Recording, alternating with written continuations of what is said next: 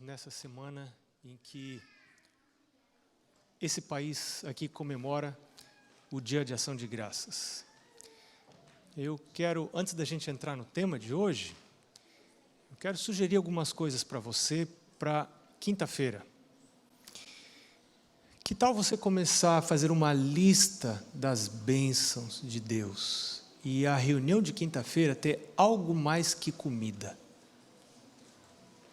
Porque algumas festas que foram planejadas originalmente para ser um tributo a Deus, acabaram se tornando em festas pagãs, onde Deus é quase completamente excluído, como por exemplo o Natal. Mas nós devemos comemorar o Natal da maneira correta, colocando Deus no lugar onde deve estar, Jesus no lugar onde deve estar. O livro Lar Adventista fala sobre isso. Não há problema de comemorar o Natal, desde que o Natal seja lembrança do nascimento de Jesus e o presente seja para Ele, e Ele seja o convidado principal. E não faz sentido nós comemorarmos a ação de graças sem convidar Jesus para estar ali e sem agradecer. Então, que tal você animar cada membro da família? Eu já comecei aqui no meu celular, nas notas do meu celular, eu tenho bênçãos de 2015, bênçãos de 2016, 2017, 2018, e de 2019 está em construção. O ano não terminou. E eu estou acrescentando mais bênçãos e mais bênçãos. E eu gosto de recapitular essas bênçãos no último dia do ano. Mas por que a gente já não faz uma prévia agora no Dia de Ação de Graças, e depois, quando o ano termina, a gente de novo comparece à presença de Deus e agradece, e ora, e fortalece a fé dos filhos, e fortalece a fé da família. E então, não é pecado comer também, né? Mas não pode ser só isso. Por falar nisso, as maiores bênçãos de Deus, se não são desfrutadas para a honra e para a glória dEle, acabam se tornando em grandes maldições na nossa vida. Por exemplo, a comida é uma grande bênção. A falta da comida leva a gente a morrer. Então Deus é o provedor da comida, mas quando a comida passa a ser o centro da minha atenção, a comida vai me matar. A falta de comida mata, e o excesso de comida também mata. Quando a comida passa a ser um Deus que é adorado, que é servido, o Deus do paladar. Uma outra bênção muito grande de Deus, que pode trazer consequências sérias na vida espiritual da gente, é a bênção do dinheiro. Não ter dinheiro é uma tristeza muito grande. É muito ruim, e eu sei muito bem como é ruim não ter dinheiro. Talvez você não sabe, mas eu sei. Já soube como é não ter dinheiro.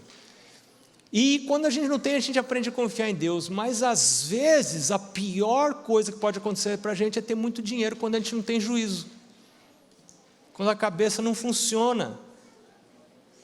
E tem gente, como disse Padre Zezinho, que é tão pobre, mas tão pobre que a única coisa que tem na vida é dinheiro.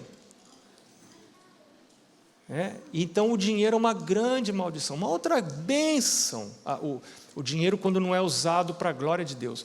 Uma outra bênção muito grande que Deus nos deu é a bênção da sexualidade.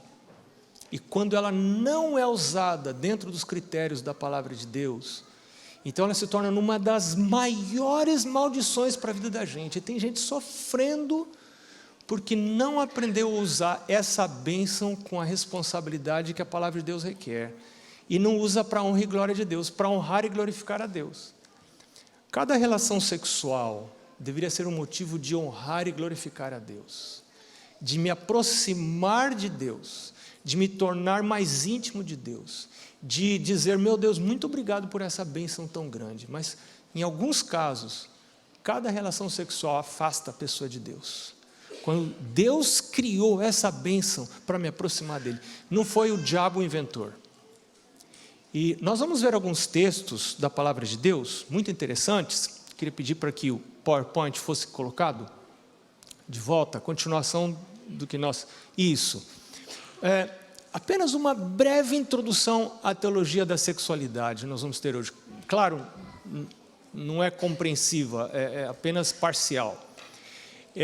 Qual a origem da nossa sexualidade? Está antes do pecado. Nós temos a tendência pouco católica de atribuir a sexualidade, a origem da sexualidade, à entrada do pecado, né? A maçã é o símbolo da relação sexual que tiveram Adão e Eva. Não é verdade, a palavra de Deus não ensina isso. A Bíblia diz que Deus criou a diferenciação sexual. Deus os criou homem e mulher, dois gêneros bem definidos. Não há menção de um terceiro gênero. Na criação, Deus estabeleceu macho e fêmea, homem e mulher os criou, e isso os tornou a imagem de Deus. A negação disto aqui é a negação da criação, da doutrina da criação. A relação sexual foi abençoada por Deus e foi ordenada por Deus. Não sei se a gente podia parar um pouquinho com a luz, porque ela está distraindo o pessoal. E o pessoal está olhando para a luz e parando de atender ao sermão. Se não fosse possível... Tudo bem. Vai parar. Parou. Gênesis capítulo 1, 29 diz: E Deus os abençoou e lhes disse: Sede fecundos, multiplicai-vos, enchei a terra e sujeitai-a. Encher a terra, multiplicar, sujeitar a terra dependia do envolvimento sexual do casal e dos casais subsequentes. Mas Deus regula a atividade sexual. Deus diz, a razão para que haja os dois gêneros. Não é bom que o homem esteja só. Far-lhe-ei uma auxiliadora que lhe seja idônea. Então Deus regula e diz, por isso... E aqui Deus estabelece quando é a época propícia para ter a iniciação sexual. Deus diz, por isso deixa o homem pai e mãe. Se eu não tenho condição de deixar pai e mãe, se eu estou morando na casa do meu pai e da minha mãe, se eu dependo do dinheiro do pai e da minha mãe, do arroz e do feijão que meu pai e minha mãe põem na mesa, da roupa que meu pai e minha mãe me pagam, eu não estou em época de ter relação sexual. Porque para ter relação sexual, eu preciso deixar pai e mãe, eu preciso ter a minha casa, eu preciso ter o meu emprego, eu preciso ter a minha vida, eu preciso me unir à minha mulher, diz lá, e se une à sua mulher. Essa união é uma união formal, não é uma união informal. Vamos nos unir aqui nós dois? Não tem nada disso. Não, vamos nos casar aqui na presença de Deus, só nós dois. Não tem nada disso. É união formal, com testemunhas públicas, pai e mãe. Quando é para ter relação sexual, a gente conta dentro do plano de Deus, a gente conta para todo mundo antes, avisa que vai ter. Quando você não avisa para todo mundo que vai ter relação sexual, é porque está errado, está fora do plano de Deus. Quando está dentro do plano de Deus, você avisa o pastor da igreja, a primeira pessoa que você avisa a vozinha que você vai ter relação sexual, você avisa o pai, a mãe dele, dela, você avisa o tio, tia, primo, fala para todo mundo, olha, a gente vai ter relação sexual, marca a data, compra presente, faz festa, bolo, salgadinhos, doces, vai para a igreja, pede a bênção de Deus, e aí, pimba, faz a festa. É assim que Deus diz que tem que ser. A palavra de Deus diz, primeiro você se une, você deixa o pai e a mãe, você se une à sua mulher, e então serão os dois uma só carne. E é a sua mulher, não é as suas mulheres. É uma só. Uma mulher para um homem e um homem para uma mulher. E há uma intimidade muito grande, porque diz o texto, ora, um e o outro, o homem e a sua mulher estavam nus e não se envergonhavam. Então há essa intimidade de uma completa abertura que vai uma nudez que vai além da nudez física, é uma nudez emocional, é fundamental para haver uma saudável relação sexual. Agora, vamos ver um pouquinho sobre a limitação, a celebração, a frequência, o abuso e juízo. Limitação. Provérbios capítulo 5 é um texto muito interessante, versos 15 a 23, diz assim: bebe água da tua própria cisterna e das correntes do teu poço. Se você olhar o contexto, Salomão não está falando de hidratação. Todo o capítulo tem a ver com sexualidade. E o capítulo começa com Salomão dizendo para o filho: filho, cuidado com a mulher alheia. Cuidado com a mulher alheia. E então ele diz: bebe água. É para beber. Não é para você passar sede. É para beber. Mas bebe da onde? Bebe da tua própria cisterna e das correntes do teu poço. Eu vou falar algumas coisas que vão arrepiar os cabelos da vovozinha, mas é porque não sou eu que estou falando, está na palavra de Deus, a santa palavra de Deus. E os versos todos vão vir aqui, tá bom? Se você não está preparado, feche os olhos para não ler e os ouvidos para não ouvir, porque a palavra de Deus que está dizendo isso. Celebração. A relação, envolvimento sexual deve ser uma celebração. Seja bendito o teu manancial. E alegra-te com a mulher da tua mocidade, corça de amores, gazela graciosa. O que Deus está indicando aqui? Que a relação sexual não deve ser apenas para procriação. Deus inventou a relação sexual como uma celebração do casal na presença dele. Meu Deus, nós queremos celebrar a nossa criação e a nossa união. Frequência. Com qual deve ser frequência? A Bíblia não estabelece a frequência, mas dá algumas indicações.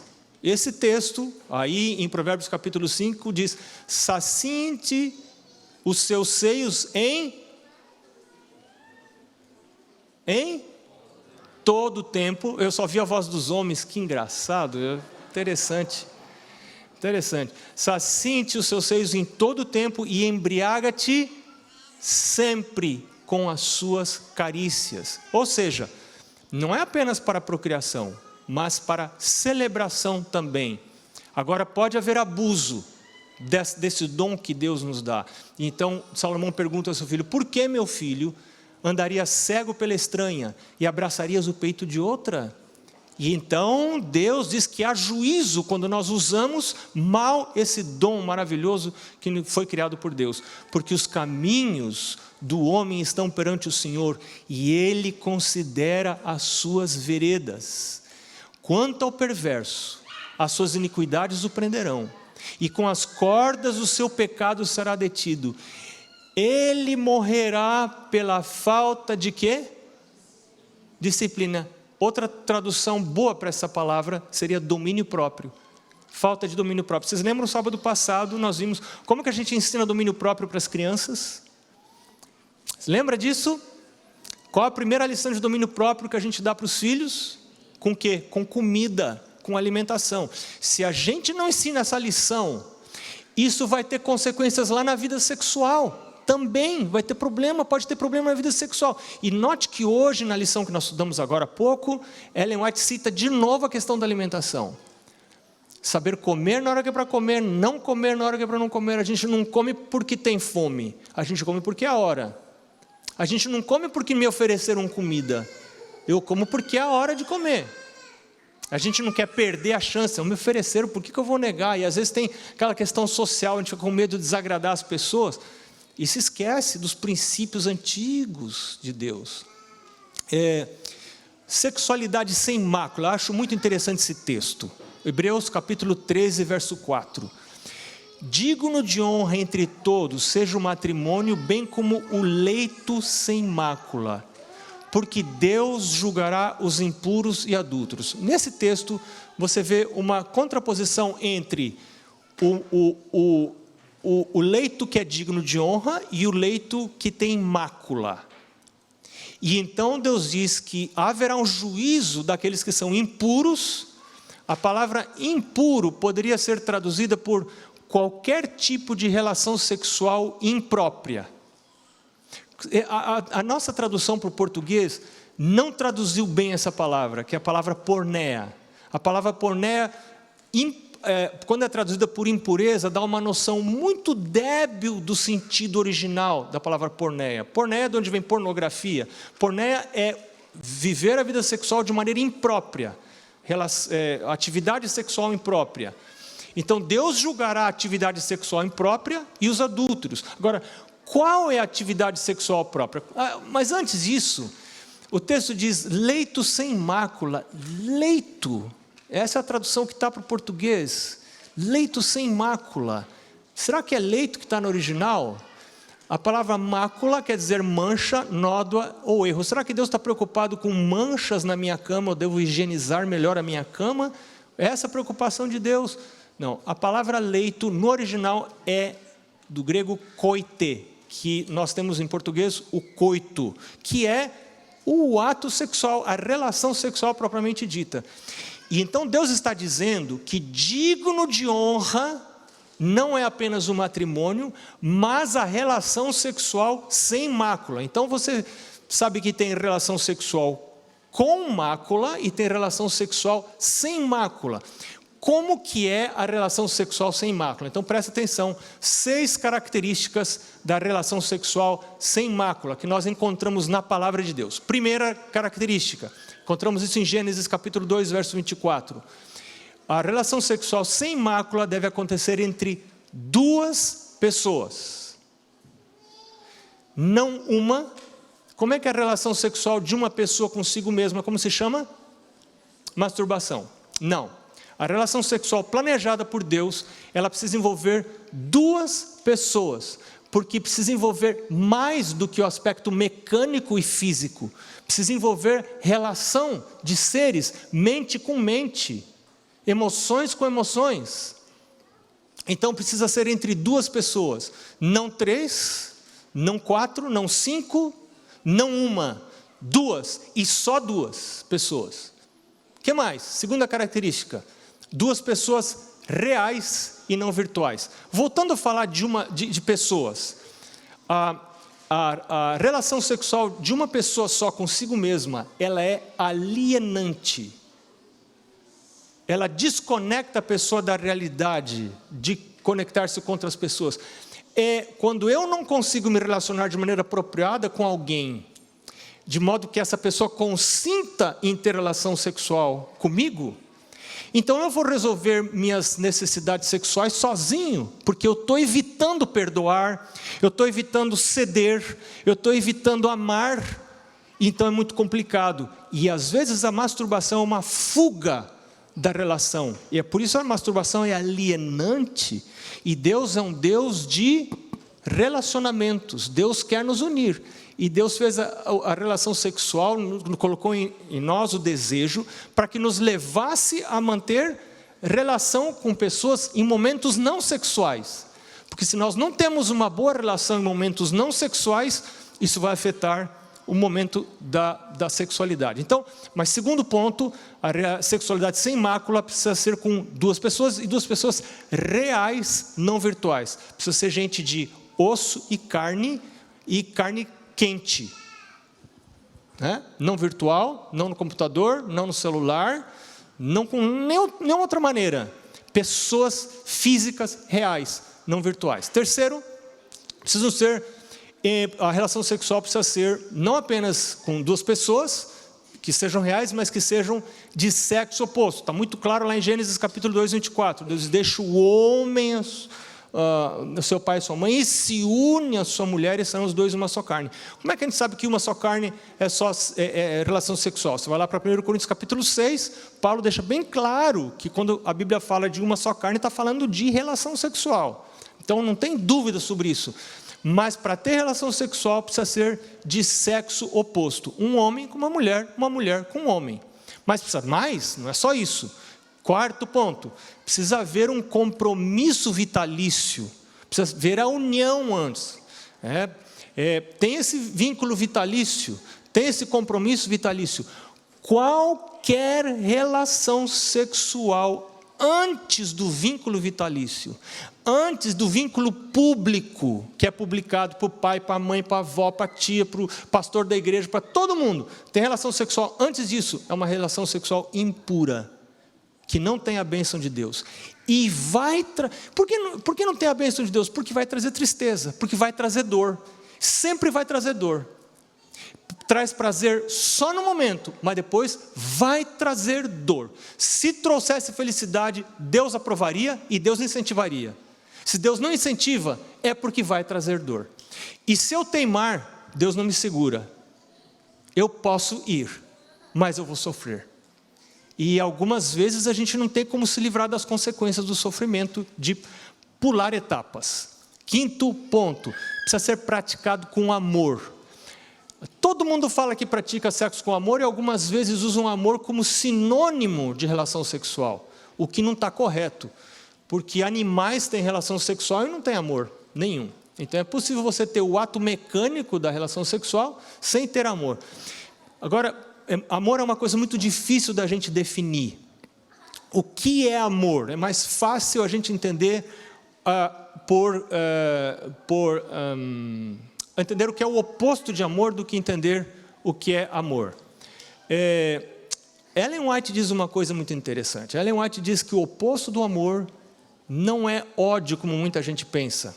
Ela diz que o oposto do amor é egoísmo. Então, pensa um pouquinho aqui. Egoísmo é quando eu quero tudo para mim, do meu jeito, no meu momento, na minha hora. Eu sou o centro. Então, Ellen White diz que amor é o oposto disso. Então, amor é tudo para outra pessoa, do jeito da outra pessoa, do gosto da outra pessoa, da preferência da outra pessoa. Agora, você imagina quando o homem tem amor e quando a mulher tem amor, e eles vão celebrar o amor, um ajudando o outro a desfrutar. Então, o meu prazer não importa, o que importa é o prazer do meu cônjuge. Então, isso é a imagem e semelhança de Jesus. E Ellen White diz que o egoísmo é a imagem e semelhança de Satanás. Agora eu vou fazer uma pergunta para você. Quando uma pessoa está se masturbando, que ela está desenvolvendo a imagem e semelhança de Jesus ou a imagem e semelhança de Satanás? Para pensar. Lembra, o egoísmo me leva a pensar em mim, nas minhas necessidades, nas minhas preferências, no meu gosto, no meu desejo. Isso se chama como? Egoísmo. O amor é o oposto disso. O amor é a imagem e semelhança de Jesus. Me leva a pensar no outro, no benefício do outro, no prazer do outro, na preferência do outro. Correto? O egoísmo é a imagem e semelhança do diabo, de Satanás. Amor é a imagem e semelhança de Cristo. Quando alguém pratica relação sexual solitária, que nós chamamos de masturbação, qual desses dois aspectos está sendo fortalecido? A imagem e semelhança de Jesus ou a imagem e semelhança do inimigo de Jesus? Masturbação é uma relação sexual extremamente egoísta e alienante. Está fortalecendo o pensamento em mim, o centro, fazendo de mim o centro, quando a relação sexual saudável deveria fazer do outro o centro. O alvo não é trazer prazer para mim, e senão trazer prazer para o meu cônjuge.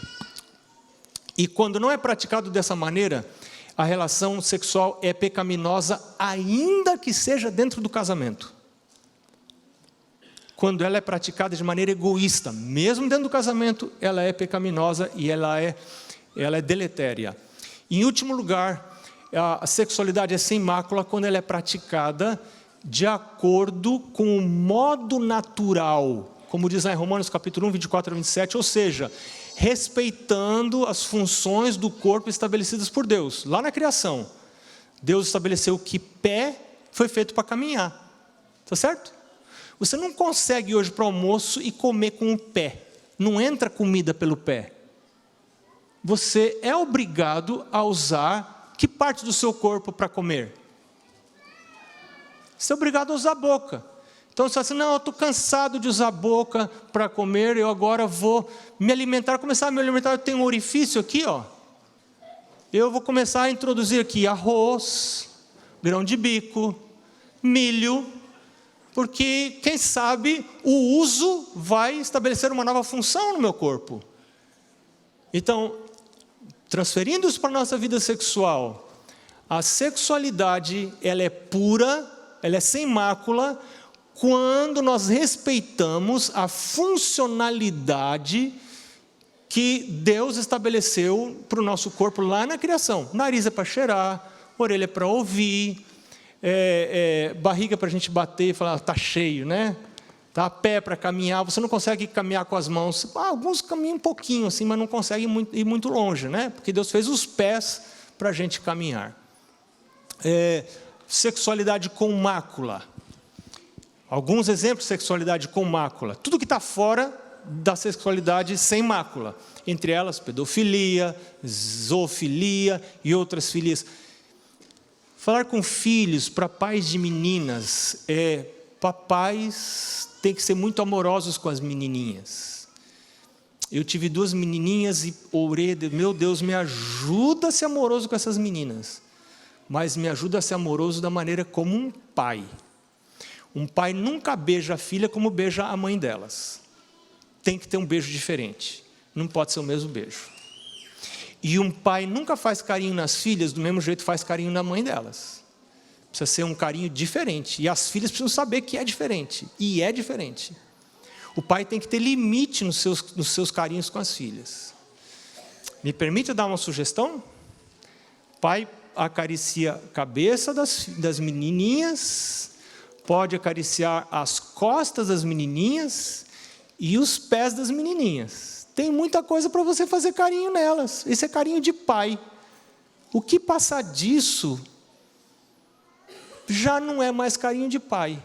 Que respeito que a gente tem que ter, porque essas menininhas que nós ganhamos de Deus como presente, nós temos que cuidar para outro. Nós vamos entregar para um outro, elas vão pertencer a um outro, elas não podem ter pertencido dessa maneira para o pai. O pai cuida, o pai prepara e o pai vai entregar para um outro ser o marido dela, mas o pai não é marido dela. E quando isso é subvertido, as consequências emocionais e espirituais para a menina são muito grandes. É muito grande a dor, porque o pai deve ser o último bastião de confiança, de dependência. Se tudo falhar, tem meu pai. Mas quando nem o pai você pode confiar, aí essa insegurança é transferida para Deus. Isso é muito sério, pais. Então, pais, vamos amar as menininhas com muito amor, muito carinhosos com as menininhas, mas limite. Estupro quando há relação sexual não consentida. Fornicação, relação sexual antes do compromisso vitalício do casamento. É impureza, está fora do plano de Deus. Quando tem, vamos brincar, vamos ver se vai dar certo. Não, Deus, não, sempre dá certo. A parte mecânica sempre dá certo, não tem conversa, dá certo. O problema é outras coisas que não dão certo. E essas outras coisas, a gente precisa esperar o momento de Deus. Adultério, fora do compromisso vitalício do casamento. Incesto com filhos. Pornografia, alienante, me leva à impureza. Relação sexual que é impessoal. Masturbação, consigo mesma. Fortalece o egoísmo. E homossexualidade, nós não temos tempo de falar sobre isso, mas tem muita coisa na palavra de Deus sobre homossexualidade. Não é a igreja que inventa isso, não é questão de preconceito. Não temos tempo de falar sobre isso.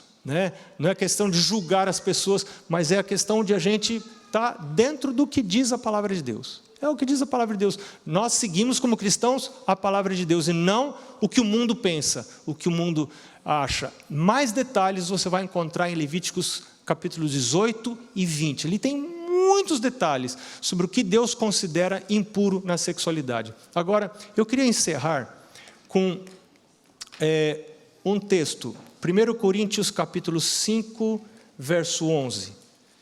1 Coríntios capítulo 5, verso 11. A gente tem que encerrar com um tom de esperança. Porque vai que alguns de nós já se machucaram, ou estão se machucando, ou não estão dentro do plano de Deus. Será que tem esperança? Olha o que diz a palavra de Deus. Verso 9, capítulo 5, 1 Coríntios capítulo 5, verso 9. Diz assim: ou não sabeis que os injustos não herdarão o reino de Deus? Não vos enganeis, nem impuros. Ó, de novo, você viu a palavra impuro aqui?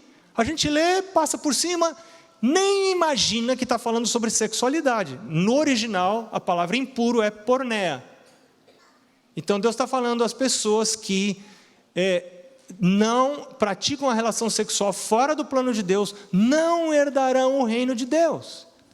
Impuros, nem idólatras, nem adúlteros, nem efeminados, nem sodomitas.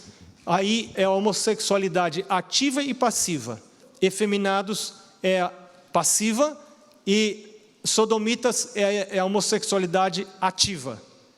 Tá? É interessante que aqui Paulo faz a distinção dos dois. Mas o que nem ladrões, verso 10, nem avarentos, nem bêbados, nem maldizentes, nem roubadores herdarão o reino de Deus. Você veja, tudo está dentro da mesma linha de pecado. É pecado, roubar, mentir, matar e levar a vida sexual com impureza. Mas o que me levou a ler esse verso hoje de manhã, não é nem o verso 9, nem o verso 10, é o verso 11. O verso 11 é maravilhoso. O verso 11 diz assim: tais fostes alguns de vós. Tais fostes alguns de vós. Mas, o que aconteceu? Vós vos lavastes, mas fostes santificados, mas fostes justificados em o nome do Senhor Jesus Cristo e no Espírito do nosso Deus. Paulo estava escrevendo para os coríntios, e ele sabia que lá na igreja dos coríntios, tinha gente que tinha sido homossexual, tinha gente que tinha sido sodomita, tinha gente que tinha sido efeminado, tinha pessoas que haviam sido impuras, tinha havido pessoas que haviam roubado, pessoas que haviam mentido, matado outros, e Paulo disse assim: alguns de vocês foram isso, mas o que aconteceu? Jesus morreu, você confessou o pecado para Jesus. Pecado confessado é pecado perdoado. Se confessarmos os nossos pecados, Ele é fiel e justo para nos perdoar os pecados e nos purificar de toda injustiça. Que me impede de confessar meus pecados para Jesus, de reconhecer a palavra de Deus como guia para a minha vida. E se minha vida não está de acordo com a palavra de Deus, eu posso confessar o meu pecado e posso receber purificação e santidade da parte de Jesus, não da minha parte, é da parte de Jesus. Não é maravilhosa essa notícia? Deus abençoe você, Deus esteja com você durante essa semana. E vamos agradecer a Deus pelos dons maravilhosos que Ele nos dá. Agora vamos lembrar, os maiores dons de Deus, se não usados para a sua honra e glória, acabam se tornando nas maiores maldições para a nossa vida. Vamos permitir que eles continuem sendo bênçãos e não maldições, usando os dons de acordo com a sua palavra. Deus nos abençoe. Amém.